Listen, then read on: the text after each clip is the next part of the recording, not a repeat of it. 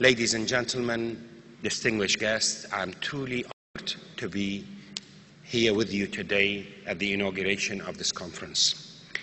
I'm grateful that you made the effort to come all the way to Erbil and to visit Kurdistan and take part in this very important forum. It is an important forum for Kurdistan.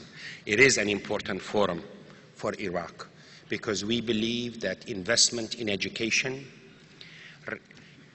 is an investment in the future. It was not long ago when Iraq was a center of excellence in the Middle East. It was not long ago that Iraq was helping others in this neighborhood with talent and with capacity to develop their education systems. Unfortunately, dictatorship has destroyed this country. This dictatorship has caused us tragedies and terrible suffering. But we are very adamant that we will overcome these difficulties. What you witness today in Erbil is an evolving situation, is a Kurdistan that is emerging from the ashes of tyranny and the ashes of genocide. In 1991, had you visited this land, you would have seen a wasteland. You would have seen a totally devastated land, a people traumatized by genocide, deportation, ethnic cleansing, and war. 4,500 villages were leveled to the ground. Tens of thousands of people perished by the former regime. Yet, despite very difficult circumstances and in the face of very challenging obstacles, the Kurdish people and the Kurdistan regional government has made substantial progress. In 1991, we had only one university, and that was the University of Salih in Erbil. Today, we have 11 state universities and numerous other technical institutes and private institutions. In 1991, ladies and gentlemen, we had 1,320 schools, 21,000 teachers, and 500,000 students across the Kurdistan region. Today, these numbers have increased to more than 5,500 schools and 85,000 teachers and nearly 1.5 million students. We do believe that to assure ourselves of a bright future, we need to invest in education. We need to invest in primary education.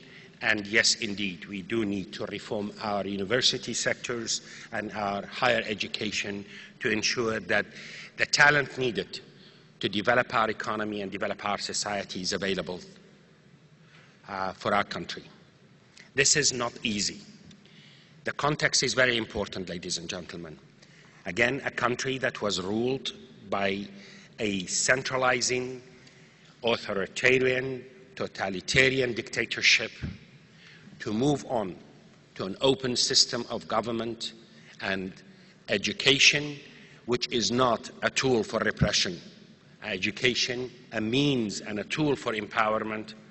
It is easier said than done, but I am proud of what we have achieved so far, thanks to the dedication of our faculty people, the leadership of our Ministry of Higher Education, and the good work of successive Kurdish governments since 1991 until now. But there needs to be a lot more done. That is why this year, in 2010, we focused very much on higher education, creating new institutions, and also changing the structure of higher education and the structure of management of universities. Under the leadership of my good colleague, Professor Dlaur Ala-ad-Din, some of these reforms have been put into practice. Sometimes they were difficult. Sometimes we were faced with a lot of resistance because old habits die hard. But I dare say we are making progress. One area that is of primary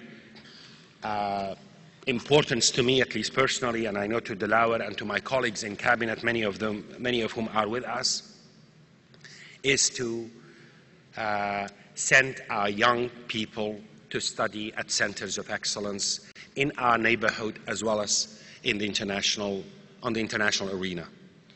We have launched a scholarship program. We have allocated $100 million to send our young graduates to study master's and PhD degrees.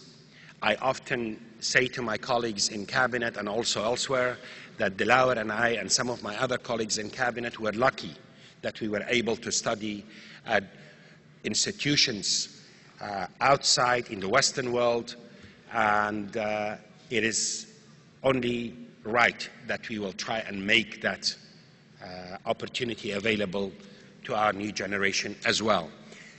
We want these people to go and study and then come back and be part, not only for reforming the higher education system and not only to work at universities, but also to be part of an ambitious reform agenda that we have for governance.